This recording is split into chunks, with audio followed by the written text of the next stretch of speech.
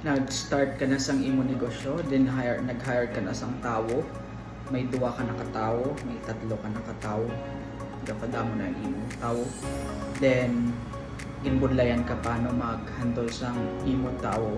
Yes, problema ko man ina sadto.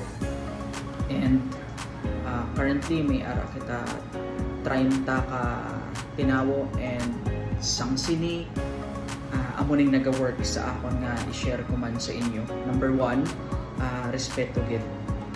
Mabatyagan gid na sang tawo kung respeto mo siya. Mangaking ko, ginatinguan ko gid na diri lang sa opisina ko siya akikan. Gina-pinpoint ko kung din ang iya sala. And siya ginapasolbar ko kung ano ang dapat ya i-solusyon pa rin din ang tabuluan. Ikaduwa, latigo and reward technique. Balaan na din nila nga kung may sala sila, penalty, kung may achievement, kung may ulag, ang galaw, ang performance, may reward yun. Balaan na nila nga kung personalidad.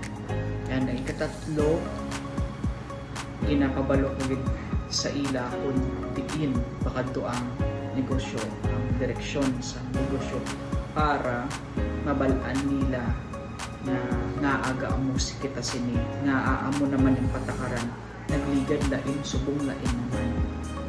Pero kung ma-explicar mo kung diin pakadto ang negosyo, mas mamag-an magpasunod sa imong tinawo. And ika-apat is accountability.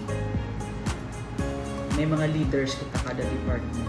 For example, magbiyahe, mag-pull out sang manok, 4 sila, 3 sila, 2 sila. Isa lang ang gina-instructionan, hindi para sa tanan. Isa lang, then siya ang accountable sa team niya. Diri sa house, may ara, 10 sila, 8. Isa lang ang in charge. Then, ang isa na, siya na naya bahala, yung mag-instruct sa iya team. So, accountability. Sa store, sa Limabika store, may in charge man na operation para siya na naibahala mag-instruct man sang cashier. So, and kina-meeting ko man na sila ang mga leaders nila. And